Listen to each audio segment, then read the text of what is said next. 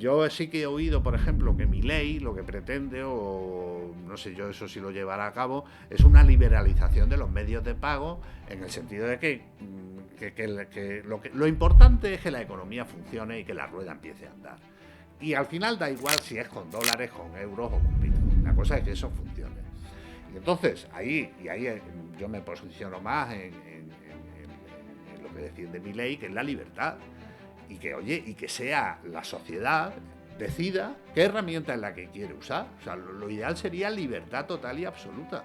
Vivimos en una idea de que el Estado es el que impone el método de pago y que eso lo tenemos que aceptar. Pero claro, hay que tener en cuenta, y ahora estamos en la fase de acumulación. Ahora, y los ETFs y todo esto viene a poner de manifiesto que lo que quieren ahora los políticos, los gobernantes, es decir, bueno, oye, mira, esto está aquí, no lo vamos a poder parar, bueno, pues vamos a intentar domesticarlo. Y domesticarlo, que es, entre otras cosas, primero acumular. Y los ETF yo creo que son una herramienta para acumulación de Bitcoin de una manera que el político pueda controlar.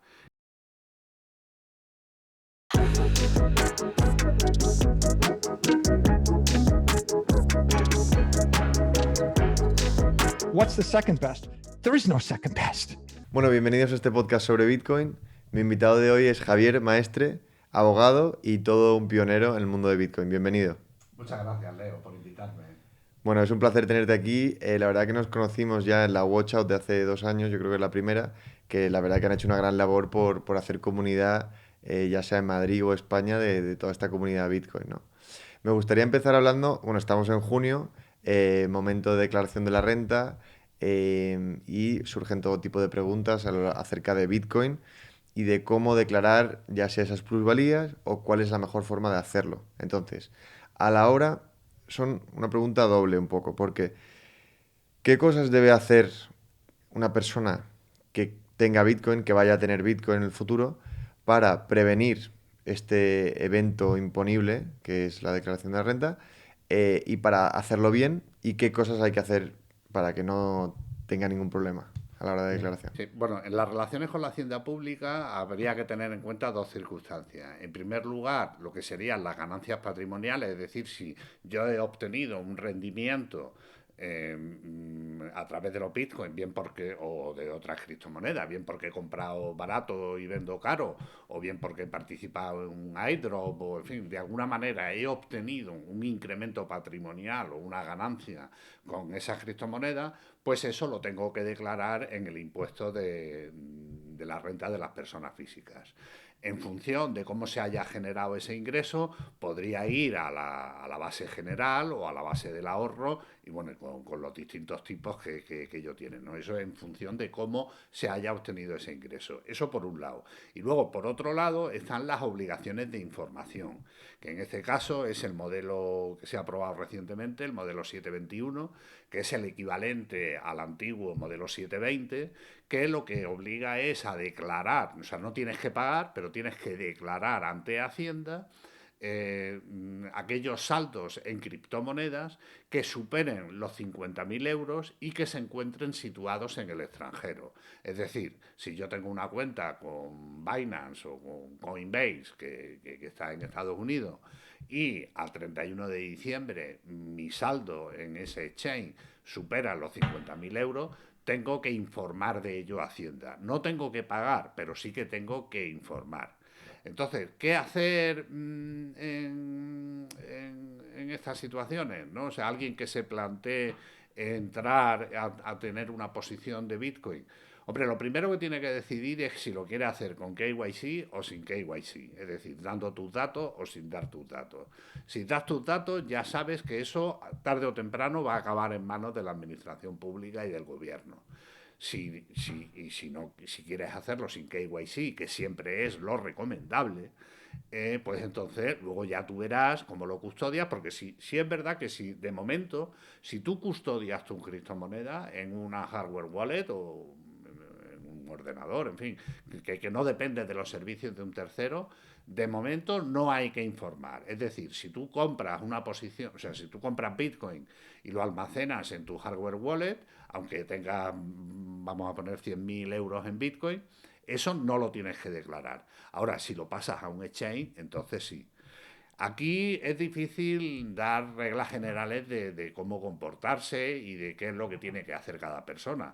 Hay que estudiar las circunstancias particulares de esa persona, ver cómo han obtenido los ingresos que se van a invertir en criptomonedas, también qué tipo de criptomonedas se va a invertir y en función de eso, bueno, pues tomar las decisiones correspondientes. Pero establecer una regla general para todo el mundo es prácticamente imposible.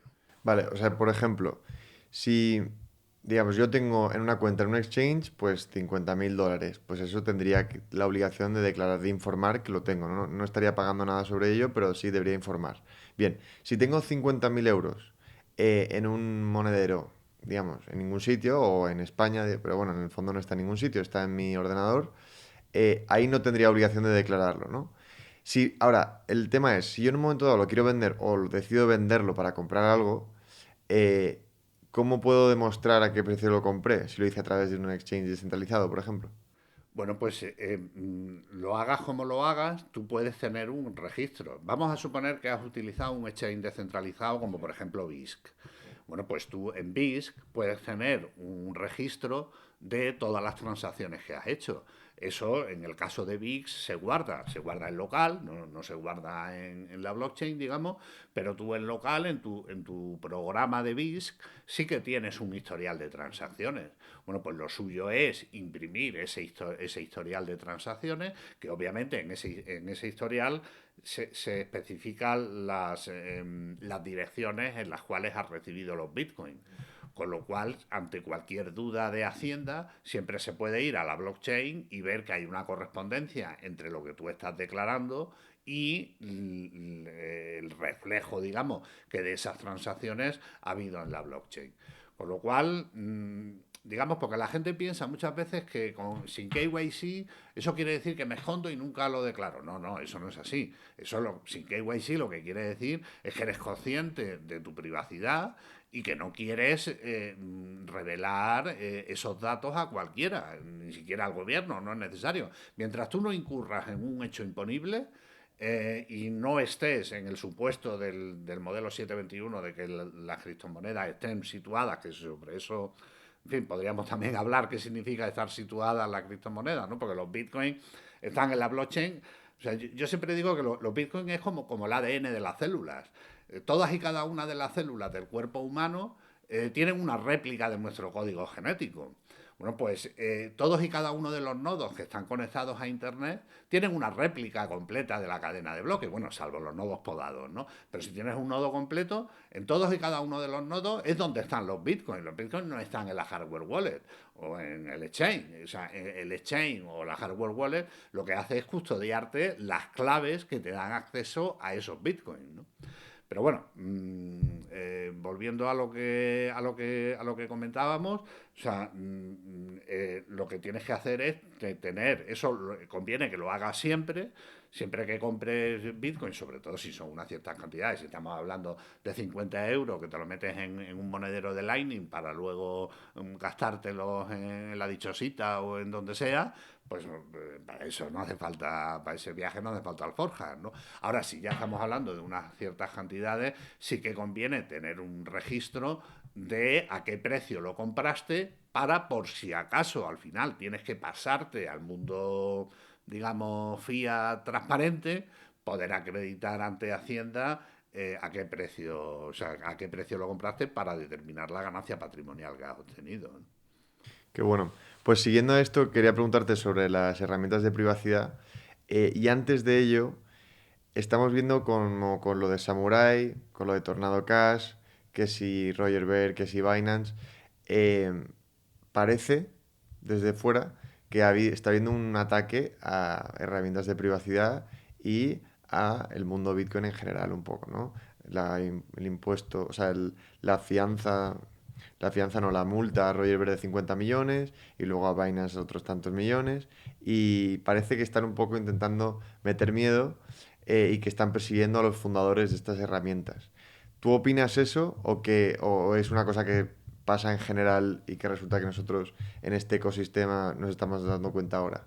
No, estoy totalmente de acuerdo con el planteamiento que has hecho. O sea, esto es un ataque frontal a Bitcoin, ¿no? O sea, esto es la toma de conciencia hasta ahora. Digamos que lo que se ha hecho con Bitcoin ha sido primero ignorarlo, luego vilipendiarlo, es decir, que eran todo un nido de pederastas y de ludópatas y cosas de estas, y ahora van a atacarlo. Vamos, yo tengo un artículo que escribí hace poco teorizando sobre la posibilidad de un fork gubernamental de Bitcoin.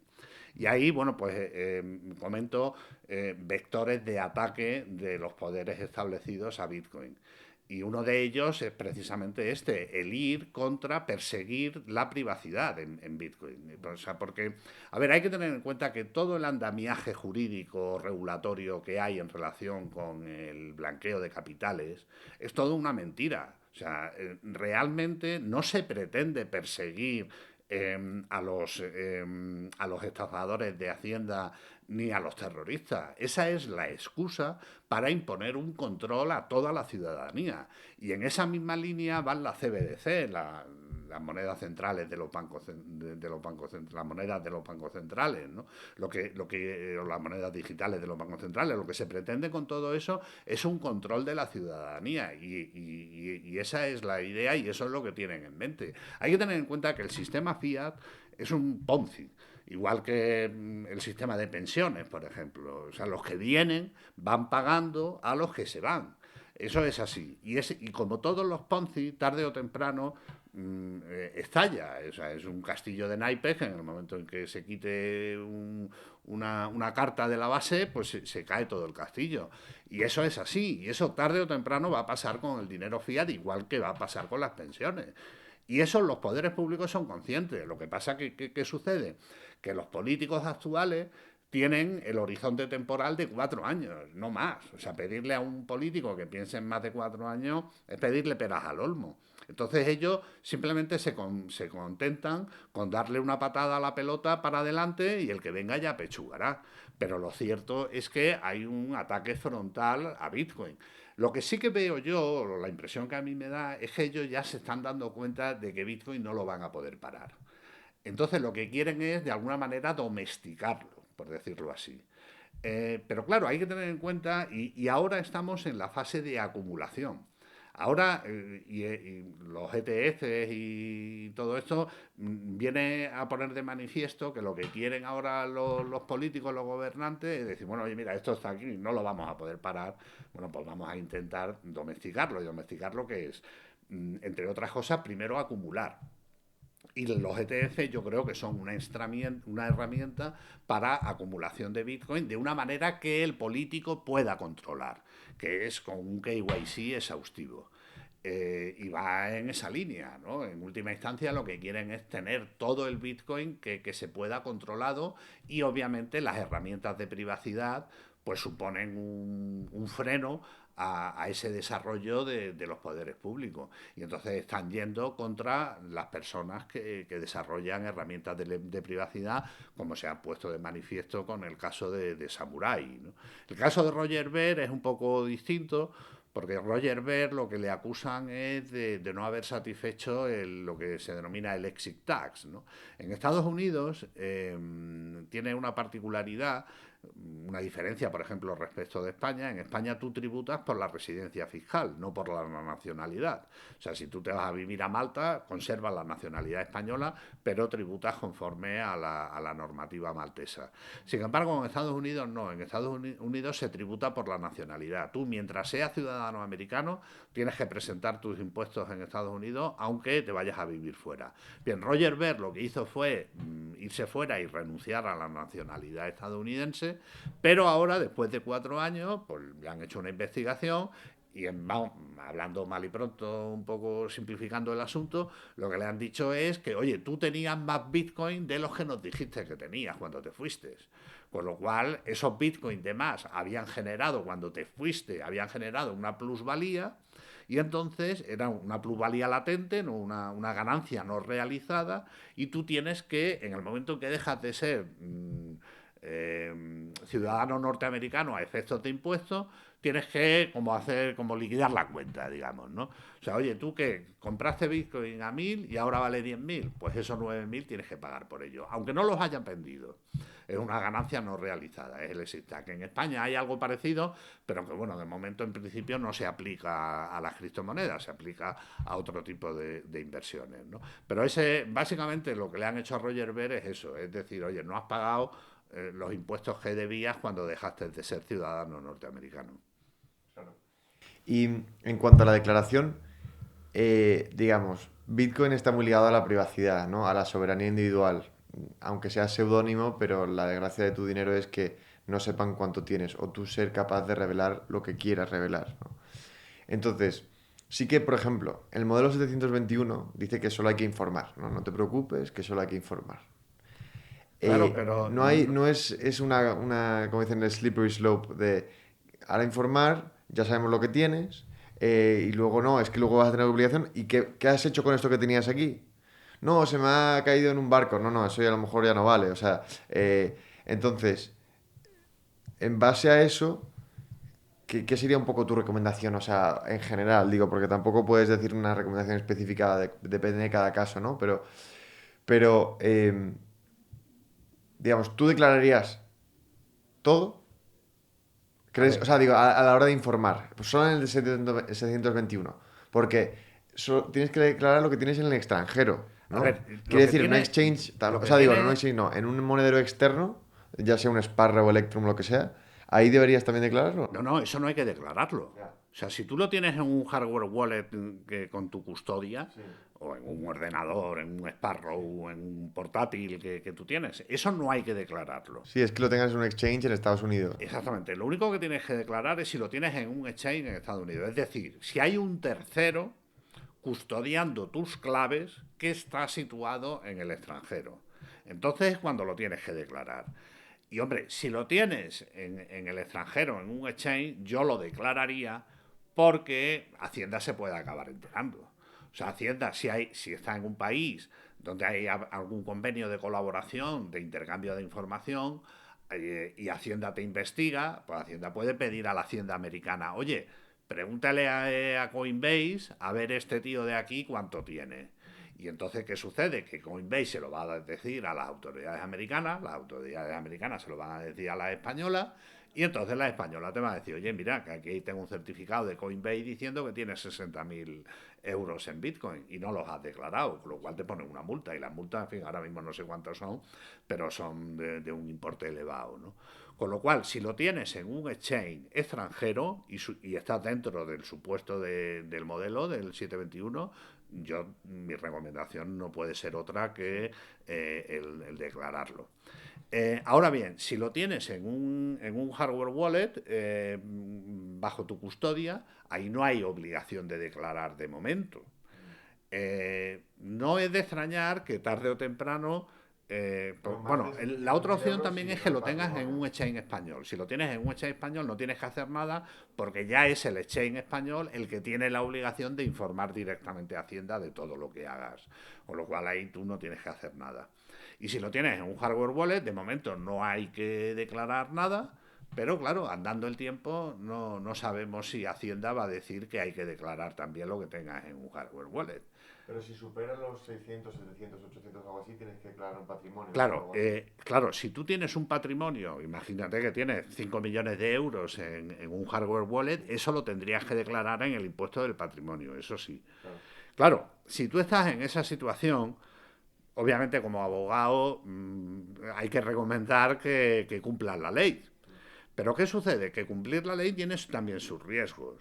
Porque si tú te comunicas a Hacienda que tienes 5 millones de euros en criptomoneda, ¿qué sucede? Que al final la base de datos de Hacienda va a ser hackeada. Como ha pasado en el Como ha tráfico. pasado hace poco con la de la DGT, creo que ha sido, ¿no? La de tráfico. Y entonces, ¿qué pasa? Y Ya la de Santander.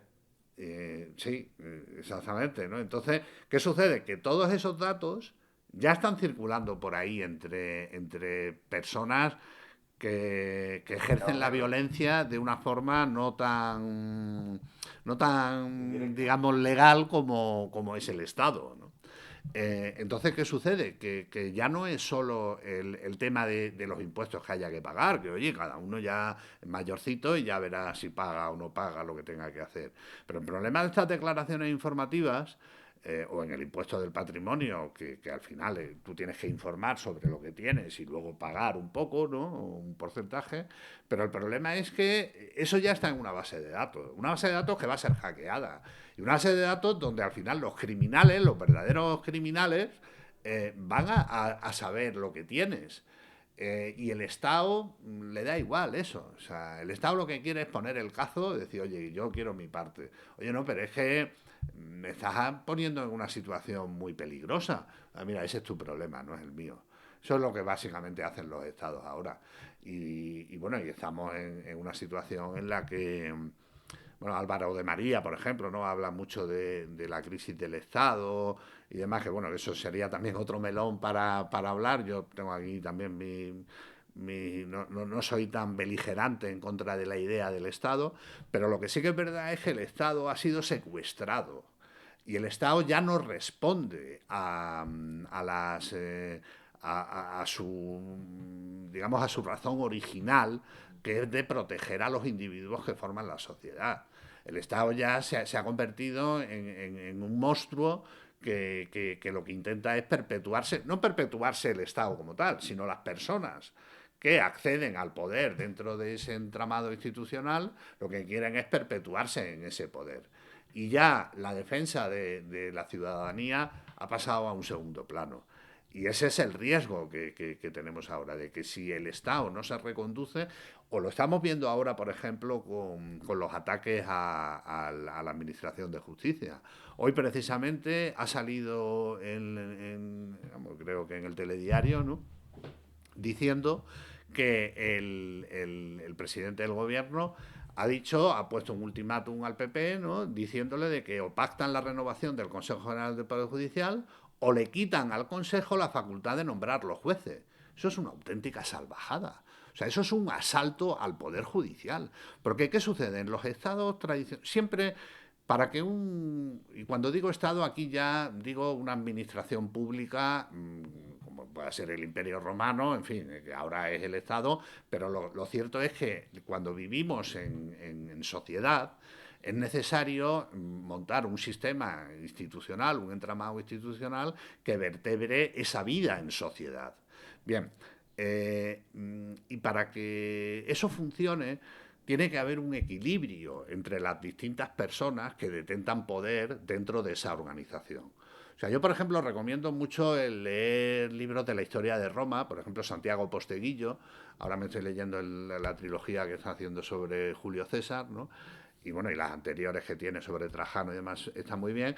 Y ahí te pone de manifiesto cómo Roma, sobre todo en la época de la República, era un entramado de poder donde el poder estaba muy diluido. O sea, no había un emperador que era el que reinaba, ¿no? Estaba el Senado, que designaba a los cónsules, que los cónsules estaban muy limitados, tenían que ser dos. Luego estaba el tribuno de la plebe. El acceso al Senado, había varias maneras de acceder. Entonces, estaba el poder distribuido. En la situación actual, ¿cuál es lo convencional? ¿No? Lo convencional es que tiene que haber tres poderes: legislativo, ejecutivo y judicial. Bien, el legislativo y el ejecutivo se han fusionado. O sea, ya no hay diferencia entre legislativo y ejecutivo. Y nos queda el poder judicial. Y esto que está pasando, que ha dicho hoy el presidente del gobierno, es una declaración de guerra a esa separación de poderes. Es decir, voy al asalto del poder judicial. O sea, y ahora voy a ser yo el que designe a los jueces. Eso es lo que ha venido a decir hoy el presidente del gobierno. Eso es una auténtica salvajada. O sea, eso es un auténtico golpe de Estado. Pero bueno, es la situación en la que vemos, ¿no? O sea, las democracias occidentales están teniendo una deriva autoritaria que es realmente preocupante. Pero el problema, y volviendo un poco a lo que decía del Estado, ¿no?, el problema no es el Estado en sí, el problema es que el Estado ha sido secuestrado. Y el problema es que el equilibrio que convencionalmente se ha admitido para que el Estado funcione, que es básicamente la separación de los tres poderes, se está diluyendo. Y el poder se está concentrando o sea, el ejecutivo, el legislativo y el judicial se está concentrando. Y eso no es bueno, desde luego. Buenísimo. Em, gracias, bueno, no sé si gracias o debido a esta causa que está pasando un poco, no solo en España, sino en más países, está habiendo a la vez un movimiento contrario, ya sea Milei, ya sea Nayib Bukele, em, en contra, primero de este robo del que hablabas antes, de la reserva fraccionaria del sistema monetario actual keynesiano inflacionista, em, y luego de, de- de una filosofía que está muy basada en la escuela austríaca, ¿no? Gobiernos pequeños, libertarios, donde la gente tenga soberanía individual, tenga libertad. Y, y en base a esto quería preguntarte un poco cuál es tu opinión de lo que están haciendo en El Salvador Nayib Bukele. No sé si has ido allí. Y qué opinas de Milei y lo que está pasando con Argentina. Bueno, yo creo que son dos fenómenos distintos, ¿no? O sea, porque Nayib Bukele yo lo veo mucho más intervencionista que Milei. Entonces, desde esa perspectiva, bueno, el tema libertario y demás, yo creo que Bukele no lo comparte tanto como Milei. Es la impresión que a mí me da desde Sí, fuera, no he estado en sí, El sí, Salvador, ¿no? totalmente, totalmente. Eh, ¿Qué pasa? Que yo creo que Nayib Bukele lo que ha hecho mucho hincapié es en el tema de la seguridad. Sí que es verdad que para que haya progreso económico, intercambio y comercio, tiene que haber seguridad. Si no hay seguridad, no hay comercio. Eso es así, ¿no? Entonces, desde esa perspectiva, pues parece que lo que ha hecho de acabar con las maras y demás, pues que es algo beneficioso para el país. Luego, lo de el hacer que el Bitcoin sea un legal tender, ¿no? O sea, hacerlo como una moneda oficial. Yo creo que eso es más una actuación de cara a la galería que otra cosa. Sí. O sea, ¿Crees que él no se lo cree eso? no digo que no se lo crea, pero digo que la ley Bitcoin, de aprobar Bitcoin como una moneda de curso legal, realmente en la práctica tampoco tiene una trascendencia muy allá. O sea, a ver, eh, el que se declare una moneda de curso legal, lo que viene a decir, lo que significa es que tiene poder liberatorio de deudas. Es decir, si tú tienes una deuda conmigo, eso hay que vincularlo con otra cosa que es la libertad de pactos. O sea, yo puedo pactar contigo que te hago un servicio y que me lo pagues en dólares, que no es moneda de curso legal en España. Pero oye, eso lo ponemos en un contrato y con base en la libertad contractual nosotros podemos pactar eso. Oye, yo te hago un trabajo y quiero que me lo pagues en dólares. Y eso está en un contrato y entonces yo ejecuto el contrato. Pero vamos a suponer que hacemos un contrato, yo te presto un servicio y te cobro tantos euros y no especifico en qué moneda te lo pago. Bueno, pues si tú me pagas en euros, eso tiene poder liberatorio. Yo no me puedo negar a recibir esos euros. Bueno, básicamente eso es lo que viene a ser, a declarar Bitcoin como moneda de curso legal. Pero ¿qué sucede? Que por lo que yo tengo entendido, no he estado en El Salvador y lo desconozco, ¿no? Pero bueno, por lo que se comenta en los podcasts de Lunatico y de otras personas, es que al principio sí que parece que había una cierta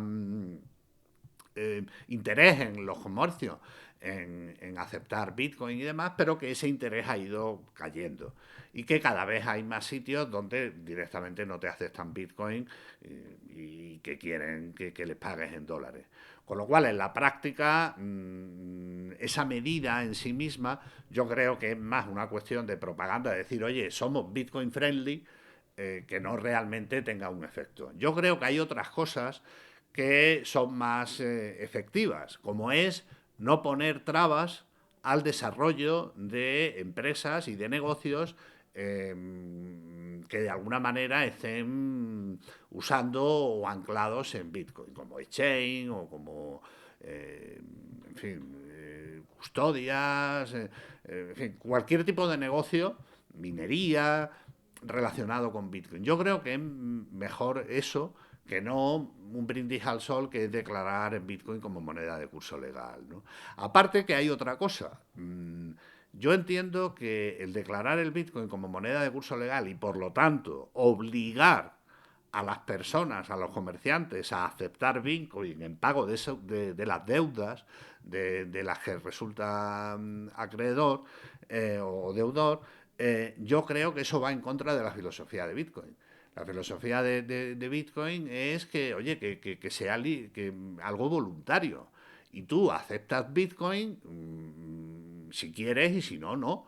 O sea, a mí no me parece bien. En ese sentido, yo sí que he oído, por ejemplo, que Milei lo que pretende, o no sé yo eso si lo llevará a cabo, es una liberalización de los medios de pago en el sentido de que lo importante es que la economía funcione y que la rueda empiece a andar.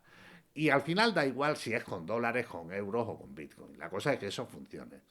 Y entonces ahí yo me posiciono más en lo que defiende mi ley, que es la libertad. Y que, oye, y que sea la sociedad, el mercado, que bueno, desde el lado zurdo, decir el mercado es como ya, si hablas de mercado ya eres un fascista, ¿no? Lo cual supone que, obviamente, que no se tiene ni idea de los conceptos que se están manejando, ¿no?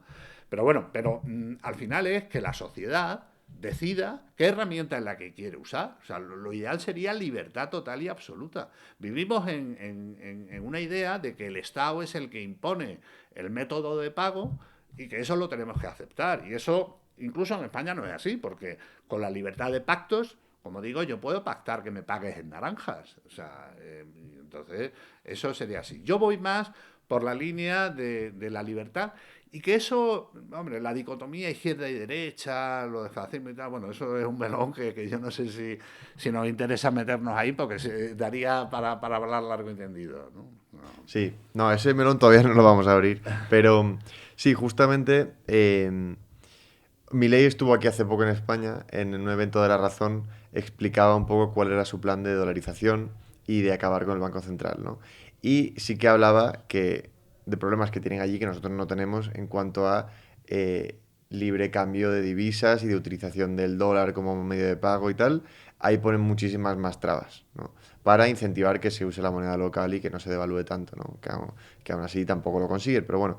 Entonces, totalmente de acuerdo con todo lo que has dicho. Y, hombre, yo lo que sigue en El Salvador sí que creo que efectivamente todo el hacer Bitcoin como moneda de curso legal, la realidad es que ha puesto a El Salvador en el mapa. O Sí. sea, hace 3 años nadie sabía que era El Salvador. O sea, absolutamente nadie. Le han puesto en el mapa, parece que ahora está mucho más seguro, está trayendo inversión. Ayer estuvieron los de El Salvador aquí y con una persona con la que hablé que había estado en enero, dijo que una parcela hace un par de años valía $25.000 en plena ciudad en el Zonte y que ha pasado a valer $75.000 en un par de años, ¿no? Entonces él estaba nervioso un poco viendo a ver si compraba algo, si no y tal. O sea, yo creo que en ese sentido la labor que ha hecho, bueno, también es verdad que son dos casos totalmente diferentes, ¿no? Pero yo también soy muy partidario de la política de Milei de dejar hacer, ¿no? De un poco más libertario y tal. Pero volviendo al tema de El Salvador, a mí lo que me gustaría preguntar es, por ejemplo, aquí en España, si tú vas a un banco y dices que vas a hacer un negocio de Bitcoin, no te abren la cuenta. A mí me ha pasado. A ti te ha pasado, ¿no? Y bueno, en Me fin, han cerrado una cuenta, o sea, no. yo tengo clientes que les ha pasado eso y bueno, ya ha habido ahí sus problemas y sus conflictos, ¿no? Entonces, ¿qué sucede? Y bueno, y ahora todo la cuestión, y eso volvemos un poco al ataque regulatorio, volviendo un poco el ataque, antes hemos comentado el ataque a la privacidad, otro ataque es el ataque regulatorio, y el MICA va en esa línea. O sea, el MICA, a mí me hizo mucha gracia que eso lo quitaron al final, ¿no? En uno de los primeros borradores había una declaración de intenciones diciendo queremos la innovación, queremos el desarrollo, bla, bla, bla, bla, bla, bla, bla, bla, pero era todo mentira. O sea, es imponer barreras económicas de entrada. Y eso se ve claramente en los requisitos de capital que se van a imponer a todo aquel que monte un negocio que esté, digamos, bajo el paraguas MICA. Me parece que en el caso más, o sea, dentro de los distintos tipos de prestadores de servicios, me parece que el importe mínimo de capital que se va a exigir son 50.000 euros. De ahí para arriba. Claro, o sea, un autónomo, por ejemplo, no va a poder, o sea, en la mayoría, ¿no? O sea, no va a poder convertirse en un prestador de servicios, ¿no? Y empresas pequeñas, o sea, una pyme que tenga un capital, no sé, de 15, 20 mil euros, no va a poder prestar servicios. ¿Eso qué es? Es una barrera de entrada. O sea, eso es decir, oye, mira, esto aquí va a haber negocio, pero el negocio no lo quedamos los grandes. O sea, los pequeños los vamos a expulsar del mercado, ¿no?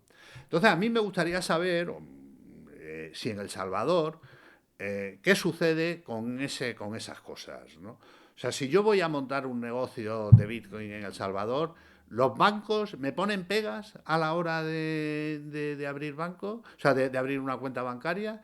Y si me ponen pegas, el Bukele me va a apoyar y va a levantar el teléfono y va a decir, oye, que esto va contra la ley, porque supone un acto de competencia desleal y supone una actuación discriminatoria que atenta contra la libertad de empresa, que eso es lo que pasa en España. En España se están violando derechos fundamentales como la libertad de empresa, negando que la apertura bancaria.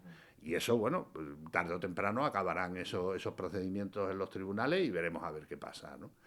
Entonces, a mí me gustaría ver si en El Salvador realmente, a nivel institucional, se ha abrazado Bitcoin de la misma manera en la que se ha abrazado con la ley, ¿no? O sea, si quieres un negocio, te ponen trabas en la administración, te piden 48 millones de papeles, te piden, claro, como pasa en España y en Europa, donde si no vas de la mano de un banco, no, prácticamente es una carrera de obstáculos una detrás de otra, ¿no? Totalmente, totalmente. A mí me encantaría saber eso también, porque desde luego eh, han hecho un marketing muy bueno. Sí. Me gustaría comprobar que de verdad sea verdad. Claro, exactamente. Pero una cosa es de cara a la galería. Oye, yo sí que es verdad que diciendo, no, yo declaro Bitcoin moneda de curso legal. Es un brindis al sol, pero ese brindis al sol ha traído mucho negocio, lo cual es bueno para el país. Pero, ¿realmente estás convencido de eso? O sea, si estás convencido de eso, la cosa es quitar trabas. O sea, no ampararse como sucede en Europa en el blanqueo de capitales, la financiación del terrorismo y demás tonterías para poner barreras legales, o sea, regulatorias y económicas de entrada. Vamos a ver si realmente se ha abrazado el tema. Si yo quiero montar una empresa de minería en El Salvador, ¿me van a poner pegas? Y eso es lo que me gustaría saber y que hasta el día de hoy la verdad es que desconozco, ¿no? Totalmente. Em, Me gustaría hablar de un poco. Bueno, antes de hablar de la parte filosófica y del el artículo este de Bitcoin is time, el Bitcoin es tiempo, que me lo leo cada 3 o 4 meses porque me parece brutal, y además que tiene un montón de partes que las relees y te da que pensar. Eh, el tema que has hablado al principio, que me parece que no se ha hablado lo suficiente, es ¿por qué no se dice tanto la estafa que es el dinero? ¿No? El esquema piramidal que es el dinero. O sea, que la reserva fraccionaria, que lo crean de la nada, que te están devaluando permanentemente, que es tu tiempo, que es tu trabajo, que no puedes ahorrar a un ritmo más rápido del que pueden imprimir. O sea, que al final esa es la mayor traba de la gente, que da igual a lo que te dediques, que tienes que invertir corriendo en bienes raíces y además acertar y luego que sean líquidos para venderlos. O sea, es tal el embolado que hay para de alguna forma enmascarar que es un esquema piramidal, que te están robando permanentemente, que ahora pues mandan 1.000 millones a Ucrania por una decisión arbitraria o por lo que sea, ¿no? Eh, ¿Por qué no se habla de esto tanto? ¿Tú crees que de verdad hay algún tipo de censura de esto? Porque yo por primera vez, o sea, ¿cómo es que me pasó mi vida entera estudiando economía, que si el colegio, que si tal, que si la universidad, eh, y hasta que no he descubierto Bitcoin, no me he dado cuenta de esto? O sea, yo todavía pensaba que si con mi hucha yo iba ahorrando euros, o en si mi cuenta del banco iba ahorrando tal, que sí, había que invertir en alguna acción y tal, pero bueno, sobre todo ir ahorrando, ahorrando, ahorrando, como una hormiguita y así luego te vas a poder comprar una casa y tal. O sea, es la mayor mentira que nos han contado. Sí. Yo ahí, digamos, tengo una anécdota, ¿no? O sea, vamos, yo hice Derecho, pero también en la Universidad San Pablo, en un programa que también incluía asignaturas de económica, ¿no? No tengo la licenciatura en económica, pero bueno, es como algo como el E2 o el E3 de ICADE, una cosa así, ¿no? Entonces, bueno, pues había una asignatura en primero que era micro y macroeconomía, ¿no? Yo la verdad es que, bueno, no, o sea, en fin, por no pegar de falsa inmodestia, ¿no? O sea, he sido relativamente buen estudiante, de notable, ¿no? Tampoco en matrícula, pero bien, ¿no? Y la cosa es que yo nunca he suspendido ninguna asignatura en toda mi trayectoria académica, desde parvulitos hasta la actualidad, ¿no? Salvo una, que fue la micro y macro de primero. Donde lo que te enseñan en micro y macro es filosofía post-keynesiana, ni siquiera keynesiana. Es el post-keynesianismo, el modelo ISLM, el equilibrio ese fantástico que se encuentra en los mercados, claro, siempre con la máxima en economía, que es la ceteris paribus. Que claro, o sea, ceteris paribus es todo lo de, o sea, yo modifico una cosa y supongo que todo lo demás permanece constante. Entonces, si yo modifico esto, pasa esto. ¿Pero qué pasa? Que el ceteris paribus no se cumple nunca. Entonces, yo modifico una palanca, pero es que hay 40.000 palancas que se van a modificar a la vez, ¿no? Entonces, ¿qué sucede? Para mí era una lógica que no entendía. O sea, yo a pesar de, siempre se dice que los abogados o derecho es muy de memoria y tal y que igual, ¿no? Y yo tengo muy poca memoria. El derecho, sí que es verdad que con memoria lo sacas, pero puedes aprobar derecho, pero no serás nunca un buen abogado si trabajas de memoria, porque la clave del abogado y de ser jurista es relacionar conceptos, ¿no? Y entonces, bueno, pues, ¿qué sucede? Volviendo un poco que me voy por las ramas al tema de la economía, yo no la entendía. O sea, entonces la única manera que tuve cuando ya vi que eso no había manera de que se me metiera en la cabeza, bueno, pues en verano ya me lo aprendí de memoria todo, o sea, intentando comprender la máxima posibilidad de supuestos posibles, pero sin entenderlo, o sea, porque si, en el momento en que intentaba aplicar una lógica a todo eso, pues llegaba a unas conclusiones que no eran las correctas para aprobar el examen, ¿no? Y al final lo acabé hablando de memoria. Yo lo que no sé es si hay alguna mano negra detrás, digamos, propagando la mentira, o si simplemente es algo que al final la propia estado de la cuestión, digamos, las personas que estudian esto lo van asumiendo como propio, unos planteamientos que son, como bien has dicho tú, totalmente absurdos y que son mentiras, ¿no? Y esto parte de un profundo desconocimiento de lo que es el dinero. O sea, siempre hay una discusión bizantina, ¿no?, sobre si Bitcoin es dinero o no es dinero. Yo cada vez que me preguntan, y tú eso no lo has preguntado, ¿no?, pero lo saco yo, ¿no? Claro, a mí cada vez que me preguntan si Bitcoin, ¿pero Bitcoin es dinero o no es dinero? Digo, no, es que es lo de menos, o sea, ¿cómo que es lo de menos? ¿Y qué pasa? Que la gente no se entiende lo que es dinero y yo aquí quizás lo explico de una manera un poco distinta, ¿no?, a como se dice habitualmente. Siempre se dice el dinero, reserva de valor, medio de intercambio y unidad de cuenta, ¿no? Bien, eso y si quieres nos detenemos aquí un poco, yo lo explico de una manera totalmente distinta. O sea, yo lo considero, o sea, y hay que diferenciar entre el dinero y las encarnaciones del dinero. Si me apuras, entre dinero y moneda. O sea, el dinero es una institución. O sea, o yo lo considero, se puede ver desde muchos puntos de vista, ¿no? Es un avance tecnológico, o sea, yo lo que digo es un avance tecnológico que surge sobre todo a raíz de la revolución neolítica, que es cuando el ser humano empieza a generar excedentes de producción y entonces para lidiar con esos excedentes de producción, una de las maneras de lidiar con ello es con el intercambio y para favorecer el intercambio es cuando creamos el dinero. Bien, entonces, el dinero como institución. Y al definir el dinero como institución, he hecho mano de la definición de un jurista chileno, Mario Verdugo, que dice que las instituciones son creaciones del obrar humano colectivo que con vocación de permanencia procuran la satisfacción de una necesidad social.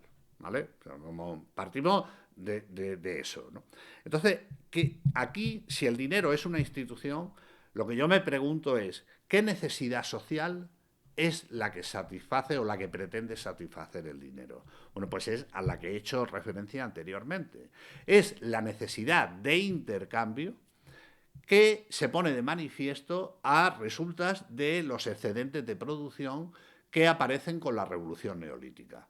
O sea, aquí yo explico, en fin, en algunos artículos, ¿no?, cómo cuando el hombre pasa de cazador-recolector a agricultor-ganadero, y se produce, en fin, un montón de avances en muchas cosas, es cuando se crea la rueda, en fin, un montón de avances, ¿no? Y eso lo que produce es que pasamos de una economía de subsistencia a una economía que me permite generar excedentes de producción. Con el excedente de producción podemos hacer básicamente tres cosas. Dejar el tomate en la huerta que se pierda, que venga un tío con un garrote más gordo que el mío, me dé un porrazo y me lo quite, o cambiarlo por otras cosas.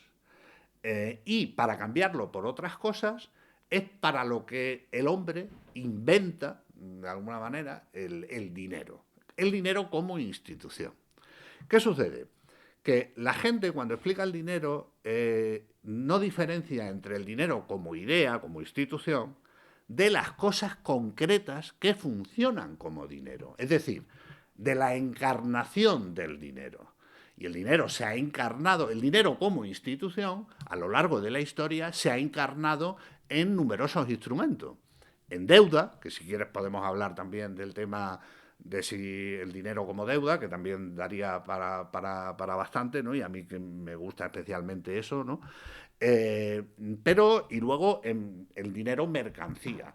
Y el dinero mercancía, pues ha habido muchas cosas que se han utilizado. La sal, el oro, las conchas, en fin, un montón de cosas. Pero eso no es dinero. Eso es una encarnación de la institución del dinero. Y tenemos que separar esas dos ideas, ¿no? Y entonces, si consideramos el dinero o las encarnaciones, qué cosas pueden funcionar como dinero, son aquellas que procuran de una manera más eficiente la satisfacción de la necesidad social a la que responde la institución, pues entonces eso es dinero. Luego ya veremos unidad de cuenta, medio de intercambio y tal, pero eso son todo medidas, funciones instrumentales, no finales. Son funciones instrumentales de la verdadera función del dinero, que es procurar el intercambio. Y ya como apellido podríamos decir para superar la violencia, de manera que sea más rentable el intercambiar que el quitar los excedentes de producción con la violencia. Y eso, bueno, lo de la violencia también ya nos lleva a otro melón, ¿no? Ahí recomiendo a la gente que lea el libro del individuo soberano, que hace un estudio de, en fin, de cómo funciona la violencia y de lo que es el Estado y demás y tal, muy interesante, ¿no? Bueno, yo creo que me he ido igual mucho No, por no, las ramas, no, ¿no? no, me encanta, me encanta. Es que justamente en línea con esto, el artículo de Bitcoin is Time, Bitcoin es tiempo, lo que hace referencia es que hay dos tipos de dinero, ¿no? El dinero físico y el dinero como información, o digamos como un registro contable. Sí. Y, bueno, y explica los beneficios y los inconvenientes de cada uno. Y entonces que Bitcoin por primera vez consigue establecer un orden absoluto en el tiempo, ¿no? El problema de la información es que es desmaterializada, es infinitamente replicable y transmisible a la velocidad de la luz, ¿no? Entonces, cuando tú transfieres información, lo que haces es copiar y pegar, ¿no? Son indistinguibles y no sabes cuál se creó antes, ¿no? Entonces, pone el ejemplo de cuando raptan a una persona y utiliza, para saber si está vivo o no, los terroristas o los que hayan raptado a la persona ponen un periódico del día y hacen la foto. Y ya sabes que en la fecha de ese periódico Claro, esa persona estaba viva. claro. Entonces, porque hay causalidad, porque hay impredictibilidad, porque esa portada de periódico habría sido imposible de predecir, ¿no? Y de esa misma forma, los bloques establecen un orden en el tiempo absoluto, ¿no? Y bueno, razón por la cual otros blockchains no funcionan, digamos, con proof of stake y tal, porque no hay un estado absoluto del universo, el tiempo es relativo, ¿no? Entonces el hecho de establecer por primera vez en la historia un orden absoluto del orden de los sucesos es lo más importante a la hora de establecer un dinero, ¿no? Y también la diferencia de un dinero físico, es decir, la moneda en tu bolsillo, que la tienes o no la tienes, y yo te la doy, dejo de tenerla, pero en cambio si yo te cuento una idea, los dos tenemos una idea, ¿no? Es un poco también el ejemplo que utiliza. Y a mí este artículo es muy largo, pero me parece brutal. Sí. No sé, y tú además hiciste una versión tuya un poco también comentándolo y tal, por si querías comentar algo. Sí, a ver, la relación de Bitcoin con el tiempo es fascinante. O sea, a mí debo reconocer que ese artículo me abrió un poco la vista, ¿no? Y eso dio lugar a que yo empezara a estudiar el tema y bueno, y como bien has indicado, tengo un artículo que es Bitcoin y el tiempo, donde reflexiono sobre estas cuestiones, ¿no? Entonces, bueno, por ahondar un poco, el tiempo es un concepto muy esquivo, no realmente incluso hay gente que duda de la existencia del tiempo como tal, ¿no? Como una realidad ontológica como tal, ¿no?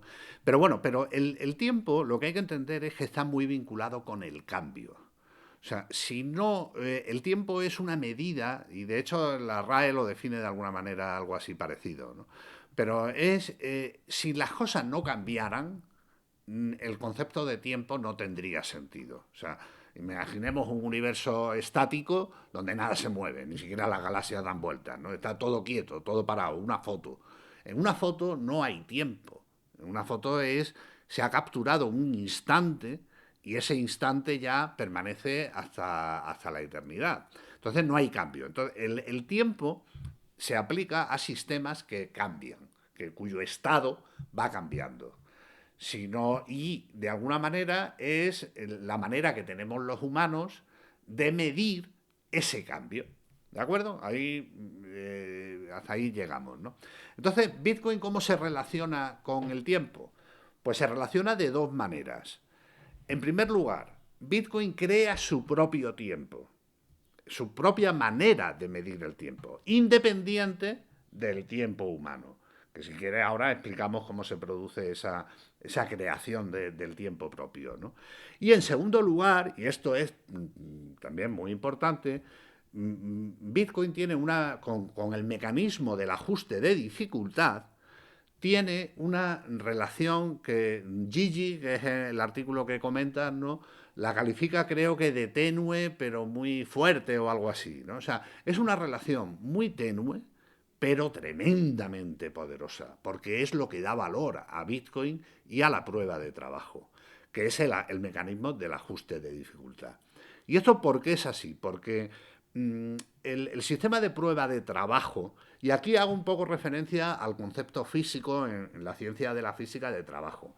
En física, trabajo es fuerza por desplazamiento por el coseno del ángulo en el que se aplica la fuerza. Es decir, yo tengo aquí una caja, aplico una fuerza, esa caja se desplaza, se produce un cambio en el estado de la caja, y por lo tanto, y la manera de medir eso, lo creamos una magnitud que llamamos trabajo. Bien, bueno, pues en Bitcoin tenemos digamos, la fuerza, sería la energía, ¿no? Y el desplazamiento, lo que sería la generación de un bloque. O sea, la generación de un bloque nuevo supone cambiar el estado de la blockchain, el estado de la situación, de qué le debe qué a quién, que eso es básicamente lo que es Bitcoin, es un registro de deudas. Entonces, para cambiar el estado de ese registro de deudas, es para lo que se necesita trabajo. Y para el trabajo, básicamente lo que requiere es tiempo, fundamental el tiempo, y en segundo lugar, y al día de hoy, porque eso en el futuro puede cambiar, energía. ¿Pero por qué? Porque la energía es costosa de producir. O sea, a mí más que decir que Bitcoin lo que requiere es tiempo y energía, lo que requiere es tiempo y esfuerzo. ¿Y el esfuerzo qué es? El esfuerzo es un esfuerzo computacional, de cálculo. O sea, porque básicamente, bueno, hay gente que dice resolver, que la prueba de trabajo, la minería es resolver problemas matemáticos complejos. No, eso no es así. O sea, es hacer cálculos tontos, que cualquiera en una hoja lo puede hacer. O sea, hombre, son de una cierta complejidad, pero que tú puedes hacerlos a mano con una calculadora o sin calculadora, directamente, si tienes una buena cabeza de cálculo, ¿no? Pero es aplicar una fórmula, y empezar a probar hasta que das con un resultado dentro de los parámetros del ajuste de dificultad, ¿no? Entonces, ¿qué sucede? Que para eso, tal y como está preparado Bitcoin, requiere que de media, vamos a decirlo, cada 10 minutos se genere un nuevo bloque. De forma que si se genera un bloque antes de esos 10 minutos, al cabo de no sé cuánto tiempo, se produce un ajuste de dificultad y entonces se requiere más esfuerzo para conseguir ese resultado. El esfuerzo se traduce en energía, pero no solo es energía, porque si nosotros consiguiéramos utilizar toda la energía del sistema solar, se produciría un ajuste de dificultad y la cosa es 10 minutos. Y 10 minutos con la perspectiva humana de los 10 minutos, porque el tiempo es maleable, ¿no? O sea, eso ya lo demostró Einstein y además tiene efectos prácticos. O sea, los satélites que están a toda leche dando vueltas a la Tierra se ven afectadas por la relatividad y el tiempo en esos satélites no transcurre igual que aquí en la Tierra. Y esos satélites tienen que estar continuamente ajustando su reloj para que estén coordinados. Y aquí volvemos un poco al principio de lo que decíamos de que Bitcoin genera su propio tiempo. Claro, si hemos definido tiempo como una medida del cambio, claro, nos tenemos que poner de acuerdo en cómo medir eso. Y eso es muy complicado. Pensemos, por ejemplo, en cuando los ferrocarriles empezaron a popularizarse, había un problema tremendo que era para los horarios, porque hasta aquella época no había habido la necesidad de tener un tiempo coordinado en todo un país. Y entonces el tiempo, cada ciudad contaba su tiempo como le daba la gana. O sea, tenían el reloj de arena, o vamos, de arena, de sol o lo que sea, y contaban el tiempo sobre todo sobre el mediodía, ¿no? O sea, decíamos, cuando tenemos el sol en la vertical, ese es el mediodía. Y a partir de ahí contábamos para atrás y para adelante. Y cada ciudad pues se manejaba así, pero no había un tiempo coordinado en todo el país. ¿Qué sucede? Que cuando empezaron los ferrocarriles a actuar, pues había, para ver cuándo tengo que ir a la estación, a coger el tren y demás y tal, pues tenía que haber una coordinación del tiempo. Y ahí fue cuando surgieron las distintas maneras de coordinar el tiempo. Y al día de hoy nosotros tenemos la concepción de que el tiempo es un reloj, que hay por ahí un reloj en el universo que va tic-tac, tic-tac, y eso no existe, eso nos lo hemos inventado. De hecho, si tú te ves, hay distintos sistemas de coordinación del tiempo, pero básicamente al final es una media de muchos relojes, hay varios, ¿no? O sea, pero varios sistemas, digamos, ¿no? Pero hay relojes atómicos de cuarzo, de cesio, el de cesio parece ser que es el que más preciso, pero al final hay una coordinación, nos ponemos de acuerdo entre varios relojes y decir, oye, pues mira, hacemos una media de lo que marca cada uno, y ese es el tiempo, pero no hay realmente un tiempo absoluto. Entonces, ¿qué sucede? Que en un sistema de registro, como bien explica Gigi, en un sistema de registro de deudas, tenemos que ponernos de acuerdo en el orden de los acontecimientos. Y para eso, Bitcoin, o sea, y ahí la verdad es que Satoshi Nakamoto yo creo que tuvo una visión que a mí me llama muchísimo la atención, ¿no? Cómo llega al convencimiento de que no podemos usar el tiempo humano para ello. Tenemos que inventar nuestra propia noción de tiempo. Y Bitcoin consigue eso. Bitcoin consigue crear un tiempo porque el tic-tac de Bitcoin son la generación de bloques. Y eso se consigue hacer de una manera que, bueno, explicarla en toda su síntesis o en toda su extensión igual excede lo de hoy, ¿no? Recomiendo que a la gente que le interese este melón del tiempo, que lean tanto el artículo de Gigi al que has hecho referencia, como el artículo que tengo yo, que es Bitcoin y el tiempo, ¿no?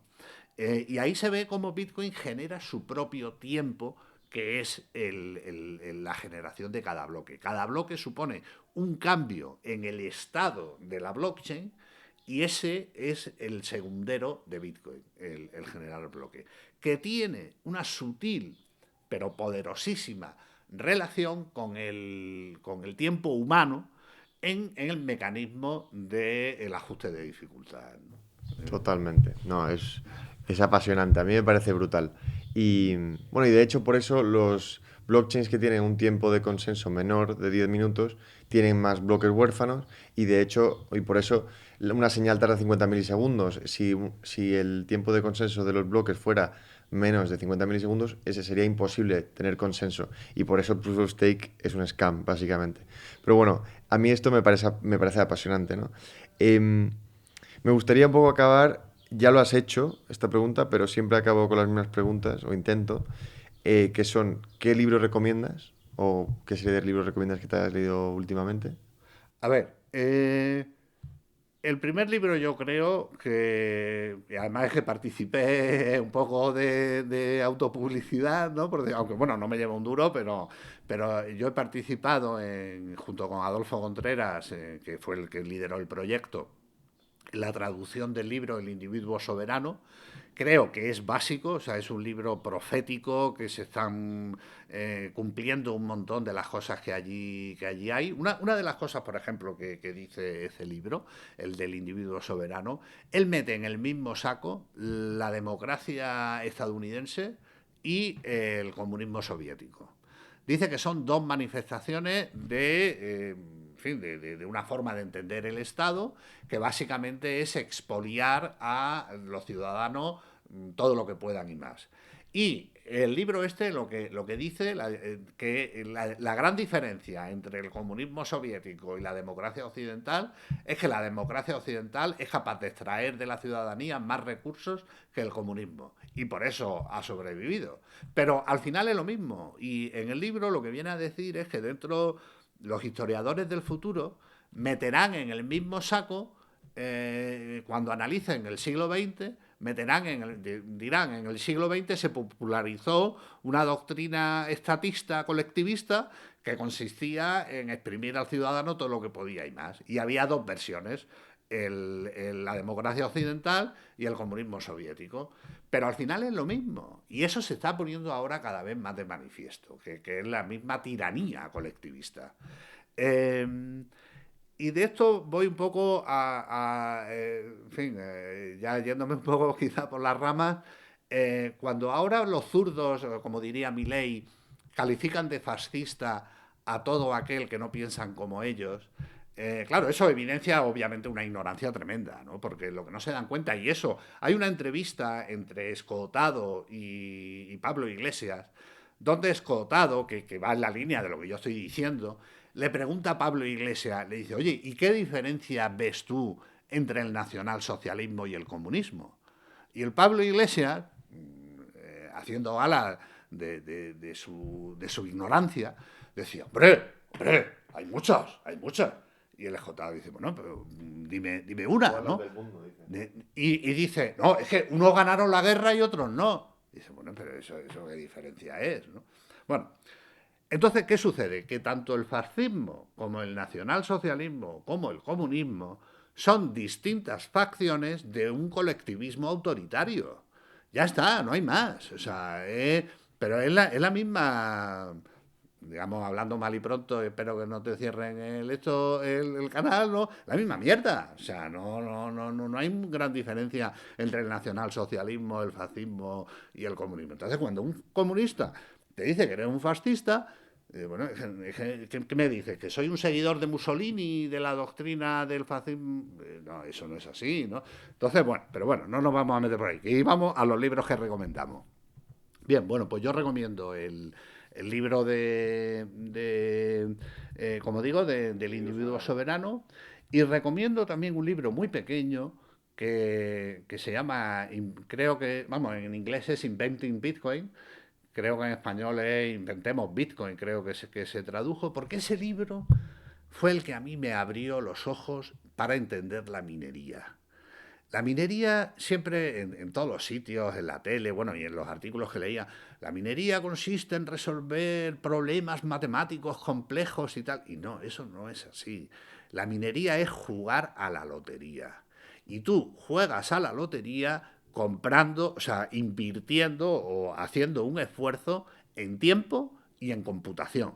Que al final la computación, en cálculo, se acaba traduciendo en energía. Pero la energía no es lo importante. Lo importante es el esfuerzo de computación y el tiempo que se necesita.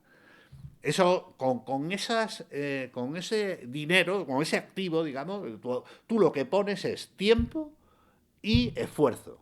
Y con eso compras billetes de lotería para ver si te toca el bingo, ¿no?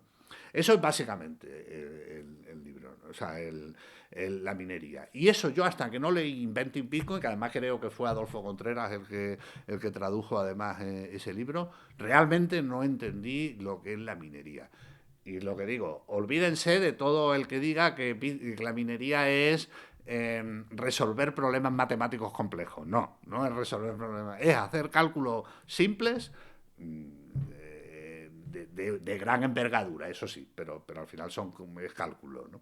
Y luego yo, por último, también recomendaría que, aunque no tiene mucho que ver con Bitcoin, pero para entender, digamos, lo que es el equilibrio institucional de la vida en sociedad, que leyeran algo de la historia de Roma. Y desde luego ahí sí que tengo que recomendar a Santiago Posteguillo, que tiene dos trilogías fantásticas. La primera, la de Cipión el Africano. Vamos, estás leyendo y te parece realmente que estás viendo una película.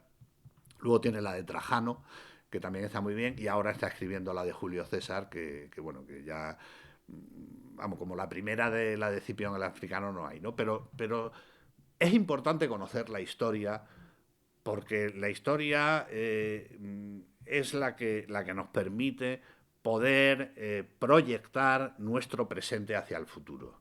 O sea, es un hilo en el que tenemos y no podemos proyectar, o sea, no podemos anticipar qué es lo que está por venir si no sabemos cómo hemos llegado a la situación actual. Y creo que Roma es un ejemplo, nos pone muchos ejemplos de cómo se organiza la sociedad. Y bueno, luego ya vemos cómo el envilecimiento de la moneda en Roma fue una de las causas de su declive y al final de la caída del imperio, ¿no? Entonces, bueno, yo creo que con esas tres me quedo. ¿Cada cuánto piensas en el Imperio Romano? O sea, ¿cada cuánto piensas en el Imperio Romano? Bueno, no tengo una... ¿Sabes ese meme o no? No, ¿Sabes no en lo... internet que de broma, como novias preguntaban a sus novios, ¿cada cuánto piensas en el Imperio Romano? Y como que todas sorprendidísimas de que los hombres pensamos como una vez al día o una vez cada 2 días y tal. Y que es realidad. La siguiente pregunta es, ¿quién ha sido tu referente en tu vida? Uf, mi referente. Pues mi referente yo diría que mi padre. ¿Por qué? Mi padre falleció hace un año y medio y le echo mucho de menos. Ese sí que pienso en él todos los días de mi vida. Y para mí es un referente porque mi padre es de una familia muy humilde, de Almendralejo, un pueblo de Badajoz, y que se fue con 18 años de casa con una mano delante y otra detrás. Y bueno, y es un ejemplo, para mí es un ejemplo de superación, ¿no?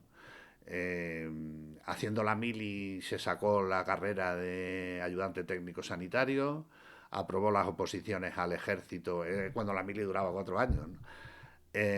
Aprobó las oposiciones al ejército para salir de ayudante técnico sanitario del ejército, estando trabajando de ATS, que era lo que se decía en aquella época, hizo medicina, se volvió a presentar a las oposiciones para salir de teniente médico, las aprobó obviamente, luego sí, se volvió a presentar a otras oposiciones para hacer la especialidad, las aprobó, hizo la especialidad, todo esto con una familia con 3 hijos y para mí es un ejemplo de superación, ¿no? O sea, igual no soy muy original al decir que es mi padre, pero sí, yo para mí mi padre es un ejemplo, sobre todo un ejemplo de superación. Qué bueno. Pues Javier, ha sido un placer y creo que me ha parecido interesantísimo. Muy bien, muchas gracias, Leo, por haberme invitado.